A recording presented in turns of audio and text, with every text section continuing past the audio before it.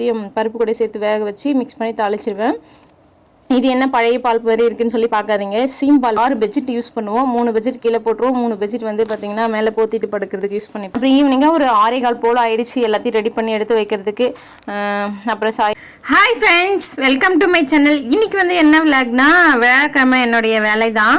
இன்றைக்கி வியாழக்கிழமை காலையிலேயே வந்து கிளாஸ் போகிறதுனால வந்து கொஞ்சம் காலையிலே 6 மணிக்கெல்லாம் எழுந்து பார்த்திங்கன்னா தண்ணி தெளிச்சிட்டு குளிச்சிடுறேன். அதனால இன்றைக்கி வந்து விளக்கு ஏற்றிட்டேன். சரி காலையிலே ஏற்றலான்னு சொல்லிட்டு ஏற்றிட்டு ஒரு சாம்பிராணி வத்தி மட்டும் ஏற்றி வச்சுட்டேன். வியாழக்கிழமை வந்து பார்த்திங்கன்னா இப்போ ஒரு 9 வாரம் விரதம் இருக்கலாம்னு சொல்லிட்டு விரதம் இருந்துகிட்ருக்கேன். இது வந்து ஒரு 6வது 7வது வாரம்னு நினைக்கிறேன். இன்றைக்கும் விரதம் தான் இருப்பேன். அதனால் வீட்டிலலாம் வந்து பார்த்திங்கன்னா சமையல் ரொம்பவே சிம்பிளாகவே பண்ணிவிடுவேன். எனக்கு வந்து நிறைய வேலையும் இன்றைக்கி இருக்கும். வீடு பெருக்கிறது, வீடு துடைக்கிறது, அப்படி இப்படின்னு சொல்லிட்டு பூஜை ஜாமெல்லாம் கழுவணும், அப்படி நிறைய வேலை இருக்கும். அதனால் இன்றைக்கி ரொம்ப ரொம்ப சிம்பிளாக தான் வந்து சமையல் எல்லாமே பண்ணுவேன். காலையிலே பாப்பாவுக்கு பால் கொடுக்கறதுக்காக பால் சூடு பண்ணி வச்சுருந்தேன். காஃபி தூள் வந்து நேற்று வந்து வாங்கிட்டு வந்து வச்சுருந்தேன். அதிகமாக வந்து காஃபிலாம் நாங்கள் குடிக்க மாட்டோம், டீ தான் வந்து போடுவேன். ஹஸ்பண்ட் எனக்கு சேர்த்து போட்டுருவேன். இன்றைக்கி நான் மட்டும் காலையிலே குடிக்கிறேன்றதுனால கொஞ்சமாக மட்டும் நான் வந்து போட்டு காஃபி தூள் போட்டு குடிச்சிட்டேன். குடிச்சிட்டு அப்படியே வந்து பார்த்திங்கன்னா கிளாஸுக்கும் வந்து ரெடி ஆகலான்னு சொல்லிவிட்டு அப்படியே ரெடி ஆகிட்டு வந்துட்டேன். கிளாஸுக்கு வந்து கிளம்பியாச்சு. 6 மணிக்கு போனால் 8 மணிக்கு தான் திரும்ப வர முடியும். அதனால் கொஞ்சம் என்னெல்லாம் வேலை செய்ய முடியுமோ அதெல்லாம் வந்து செஞ்சு வச்சுட்டு போயிடுவேன். நேற்று விளாகில் சொல்லியிருப்பேன், சாதம் மீந்துருச்சு, புளி வந்து மிக்ஸ் பண்ணி வச்சுருக்கேன் அப்படின்னு சொல்லிட்டு. இது வந்து வெறும் புளி இருக்குல்ல, திக்காக அந்த கரைசன் மட்டும்தான் எடுத்து மிக்ஸ் பண்ணி வைக்கிறது. வச்சுட்டு ஃப்ரிட்ஜில் தான் வச்சுருந்தேன். காலையிலே கிளாஸ் போகிறதுக்கு முன்னால் எடுத்து வெளியே வச்சுட்டு அப்புறமா வந்து பார்த்திங்கன்னா என்னென்னலாம் இதில் போனோன்னா எண்ணெய் போட்டு கடுகு, கொஞ்சமாக வந்து பார்த்திங்கன்னா ஜீரகம், ஒரு 4-5 ஜீரகம் போட்டாவே போதும். 4 பல்லு பூண்டு தட்டி போட்டிருக்கேன். காரத்துக்கு தேவையான அளவுக்கு காஞ்ச மிளகாய், கருவேப்பிலை, பெருங்காயத்தூள் இதெல்லாம் போட்டுட்டு கொஞ்சம் உப்பு, அப்புறம் மஞ்சத்தூள் இது எல்லாத்தையும் போட்டு மிக்ஸ் பண்ணதுக்கு அப்புறமா நம்ம மிக்ஸ் பண்ணி வச்சுருக்கிற புளி கரைசலில் அந்த சாதத்தை எடுத்து போட்டு மிக்ஸ் பண்ண புளி சாதம் ரெடி.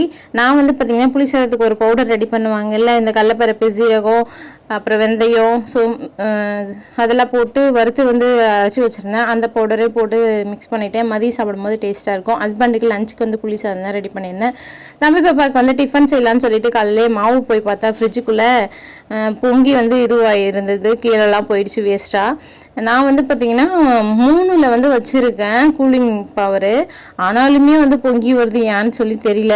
இது வந்து புளிக்க வைக்காமே பாதி மாவு எப்போவுமே நான் எடுத்து வைப்பேன். அந்த மாவு தான் இது புளிக்காமையே தான் வச்சிருந்தேன். ஒரு நாள் தான் இந்த புதன்கிழமை தான் வந்து செஞ்சேன். புதன்கிழமை நைட்டு வந்து எடுத்து வச்சுட்டேன். பார்த்தா இன்றைக்கி வந்து வியாழக்கிழமையே வந்து புளிச்சு வந்துட்டுருக்கு, ஏன்னு தெரியல.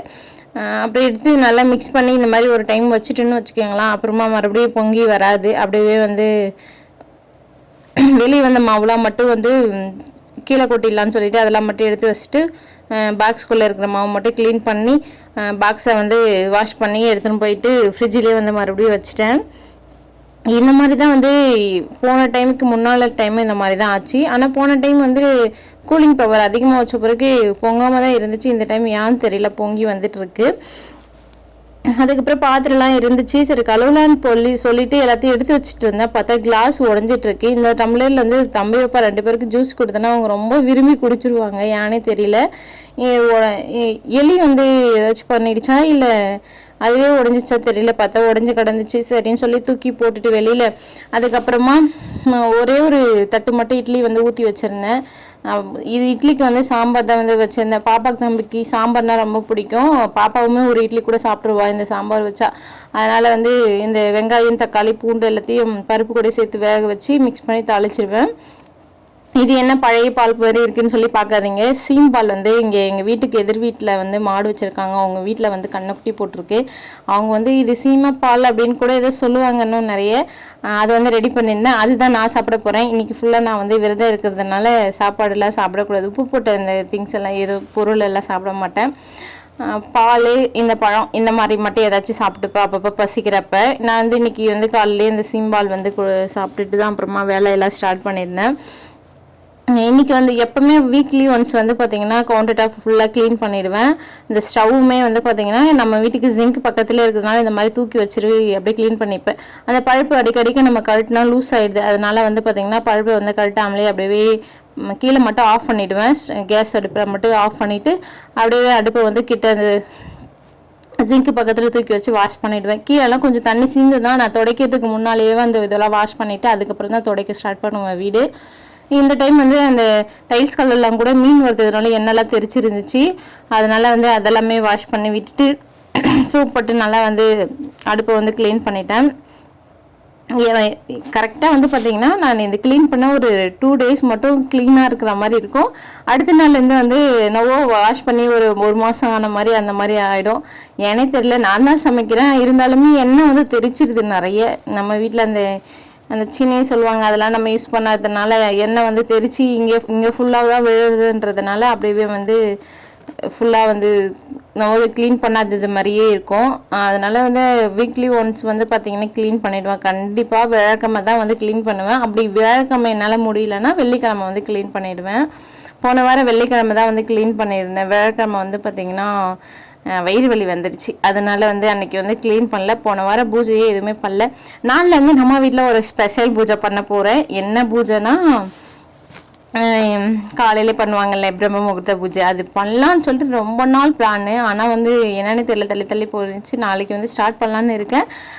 அடுத்த வீடியோ வந்து கண்டினியூவாக பாருங்கள், ஸ்டார்ட் பண்ணா இல்லையான்னு சொல்லிட்டு அப்போ தான் தெரியும். அப்புறம் ஃபுல்லாக ஸ்டவ் ஃபுல்லாக வந்து க்ளீன் பண்ணி வச்சுட்டு அப்புறம் எல்லாத்தையும் எடுத்து வச்சிட்டேன். கிச்சன் வந்து பார்த்திங்கன்னா ஃபைனலாக இப்படி தான் இருந்துச்சு.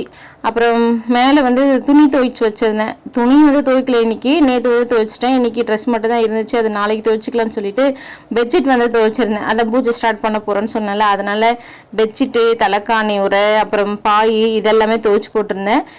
இப்போ வந்து பார்த்திங்கன்னா சம்மர் சீசனுன்றதுனால நம்ம அதிகமாக பெட்ஷீட் இல்லைன்னா 5-6 பெட்ஷீட் யூஸ் பண்ணுவோம். 3 பெட்ஷீட் கீழே போட்டுருவோம், 3 பெட்ஷீட் வந்து பார்த்திங்கன்னா மேலே போத்திட்டு படுக்கிறதுக்கு யூஸ் பண்ணிப்போம். இந்த டைம் வந்து கீழே மட்டும் தர சூடாக இருக்குது அப்படின்றதுனால கீழே மட்டும் பார்த்திங்கன்னா போட்டு படுக்கிறோம்ல பெட்ஷீட், அதனால் அது மட்டும் தான் இருந்தது. அது மட்டுமே துவைச்சி போட்டுட்டேன். இது துவைக்கிறதுக்குள்ளே கையே உடஞ்சிடுற மாதிரி ஆயிடுச்சு, அவ்வளோ வலி. துணி கூட துவைச்சலாம் பொழுது இந்த பெட்ஷீட்டை வந்து துவைக்கவே முடியல. அப்புறம் கரு துணி அதெல்லாம் வந்து துவைச்சி போட்டிருந்தேன். பாய் மட்டும் வந்து பார்த்திங்கன்னா கீழவே போட்டுட்டேன். மேலே வந்து இடம் இல்லைன்னு சொல்லிட்டு கீழவே துவைச்சி வீட்டுக்கு முன்னால் ஒரு கயிறு கட்டியிருக்கோம், அதிலே போட்டுட்டேன்.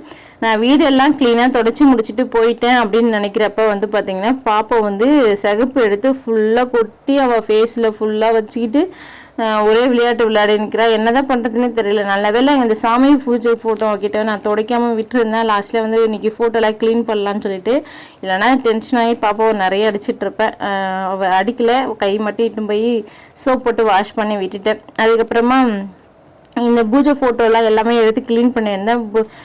பூஜை ஃபோட்டோ வைக்கிறோம்ல அதுக்கு மேலே இருக்கிற ஒரு அந்த பிளேஸ் மட்டும் வந்து பார்த்திங்கன்னா ரொம்ப நாள் ஆச்சு தொடச்சி, அதெல்லாம் தொடச்சிட்டு அதுக்கப்புறம் பூஜை பாத்திரம் தான் கழுவி வந்திருந்தேன். நான் எப்படி வாஷ் பண்ணுவேன்னு சொல்லிட்டு நம்ம சேனலில் வந்து பார்த்திங்கன்னா தனி வீடியோவே இருக்குது. அந்த மாதிரி வாஷ் பண்ணிங்கன்னா ரொம்ப பளிச்சுன்னு இருக்கும். நான் ஷார்ட்டாக சொல்லிடுறேன் பாருங்கள். இது வந்து ஃபஸ்ட்டு வந்து நம்ம என்ன சோப்பு, இந்த எண்ணெய் பசை போகிறதுக்கு நீங்கள் சோப்போ இல்லை அந்த பீத்தம்பரி பவுடர் அந்த மாதிரி ஏதாச்சும் நிறைய பேர் எதோ யூஸ் பண்ணுவீங்க. சபினா அந்த மாதிரி இருக்குது. அதை போட்டு ஃபஸ்ட்டு வாஷ் பண்ணிவிட்டு அதுக்கப்புறம் லெமன் இருக்குல்ல, லெமன் ஜூஸ் வந்து சோப் கூட பிசைஞ்சு விட்டு க்ளீன் பண்ணாவே போதும், சூப்பராக வந்து க்ளீன் ஆகிடும். ட்ரை பண்ணி பாருங்கள், பார்த்துட்டு எப்படி இருக்குன்னு சொல்லுங்கள். லெமன் இல்லைன்னா புளி வந்து யூஸ் பண்ணிக்கோங்க. சோப்பும் புளி ரெண்டுத்தையும் மிக்ஸ் பண்ணி வந்து கழுவணும். அப்போ தான் வந்து பார்த்திங்கன்னா நல்லா பளிச்சுன்னு இருக்கும், சூப்பராக புதுசாக நம்ம பூஜை பாத்திரம் வச்சுருப்போம்ல அந்த மாதிரி இருக்கும். நான் வச்சுருக்கிறதுலாம் வந்து பார்த்திங்கன்னா என்னுடைய மேரேஜுக்கு வாங்கி கொடுத்தது தான். நான் க்ளீனாக இருக்குது, அந்த கருப்புலாம் படிஞ்சிருக்காது என்னுடைய பூஜை பாத்திரம்லாம். இதுதான் வந்து காரணம். நான் ஃபஸ்ட்டில் வந்து 2 வாரத்துக்கு ஒரு டைம் தான் வந்து க்ளீன் பண்ணுவேன். ஆனால் இப்போ வந்து கண்டினியூவாக வீக்லி ஒன்ஸ் வந்து க்ளீன் பண்ணிவிடுவேன். விரதம் இருக்கிறது பூஜை பண்ணுறதுன்றதுனால ஃபோட்டோ எடுத்து எல்லாமே க்ளீன் பண்ணி துடைச்சிட்டு தான் அப்புறம் எடுத்து தான் வச்சுட்டு நாங்கள் வந்து கடைக்கு வந்து கொஞ்சம் சாமி கும்பிட்றதுக்கு திங்ஸ் வாங்கலாம்னு சொல்லி போயிருந்தோம். மெயின் ரோட்டுக்கு போனோம். கிட்டத்தட்ட ஒரு 10 நிமிஷம் ஆகிடும். தம்பி இப்போ 2 பேரை இட்டுக்கிட்டு போயிட்டு வந்தால் ½ hour ஆகிடுச்சு. போகிறதுக்கு 10 நிமிஷம், வரதுக்கு 10 நிமிஷம், கடையில் வந்து ஒரு 10 நிமிஷம் நின்று வாங்கிட்டு வந்துடுறதுக்குன்னு சொல்லிட்டு 5 மணிக்கு போயிருந்தோம். 5:30 ஆகிடுச்சு. சரி டைம் ஆகிடுச்சு, 6 மணி ஆக போகுது, 6 மணிக்கு பூஜை பண்ணணுன்றதுனால அர்ஜென்ட்டாக சாமி ஃபோட்டோக்கெல்லாம் போட்டு வச்சுட்டு அப்படியே ஃபோட்டோக்கெல்லாமே கூட க்ளீன் பண்ணி வச்சுருந்தேன். 2 ஃபோட்டோ மட்டும் அது மட்டும் க்ளீன் வச்சுட்டு வீடு தொடச்சிட்டு ஃபோட்டோ வைக்காமல் இருந்துச்சு வாசப்படியிலலாம், அதுக்குமே போய் வச்சுட்டு வந்துட்டேன். இந்த டைம் வந்து பார்த்திங்கன்னா பன்னீர் வந்து சந்தனம் பன்னீர் மஞ்சள் இது போட்டு மிக்ஸ் பண்ணி வச்சுருந்தேன். எப்பவுமே தண்ணி தான் போடுவேன். இந்த டைம் மட்டும் கடைக்கு போயிட்டு வந்ததுனால பன்னீர் வாங்கிட்டு வந்திருந்தேன். அதனால் பன்னீர் யூஸ் பண்ணி குழைச்சி வச்சா நல்லா வாசமாக இருக்குன்னு சொல்லுவாங்க. அதனால் வந்து பன்னீர் வச்சுருந்தேன். கொஞ்சம் திங்ஸ் வந்து வீட்டுக்கு மளிகை சாமான் ஒன்று வாங்கிட்டு அப்புறம் பழம் வெத்தலை பூவு இதெல்லாம் மட்டும் வந்து வாங்கிட்டு வந்திருந்தேன். அப்புறம் ஈவினிங்காக ஒரு 6:15 போல் ஆயிடுச்சு எல்லாத்தையும் ரெடி பண்ணி எடுத்து வைக்கிறதுக்கு. அப்புறம் சாயப்பாவுக்கு பூஜை பண்ணிவிட்டு என்னுடைய விரதத்தையும் நான் முடிச்சுக்கிட்டேன். இன்றைக்கி வந்து என்ன வச்சு பூஜை பண்ணேன்னா நெய்வேத்தியமாக பால் தான் வச்சுருந்தேன். நிறைய மேக்ஸிமம் பால் தான் வைப்பேன். ஏன்னா இந்த டயர்டாக இருக்குல்ல, விரதம் இருக்கிறது அப்போ டயர்டாக இருக்கிறதுனால என்னால் நிறைய வேலையே செய்ய முடியாது. அதனால் வந்து சிம்பிளாக என்னால் முடியறது வந்து வச்சுருவேன். வீட்லேயுமே வந்து பெருசாக பிரசாதம் ரெடி பண்ணுறதுக்கு எதுவும் இல்லை. அதனால் விட்டுட்டேன். இப்போ தான் போய் வாங்கிட்டு வந்து டைம் ஆயிடுச்சுன்னு சொல்லிட்டு விட்டுட்டேன். அப்புறமா கல்பரெல்லாம் ஆர்த்தி காமிச்சிட்டு என்னோடய பூஜை வந்து முடிஞ்சிருச்சு. இந்த விலாக் உங்களுக்கு பிடிச்சதா நம்மளுடைய சேனலை லைக் பண்ணுங்கள், சப்ஸ்கிரைப் பண்ணாதுங்க சப்ஸ்கிரைப் பண்ணுங்கள். அப்புறமா வந்து பார்த்திங்கன்னா மறாவது நாள்லேருந்து வந்து பார்த்திங்கன்னா நிறைய விலாக்ஸ்லாம் வரும். சப்போர்ட் பண்ணுவீங்கன்னு நினைக்கிறேன். சப்போர்ட் பண்ணுங்கள். நெக்ஸ்ட் வீடியோவில் பார்க்கலாம். பாய்.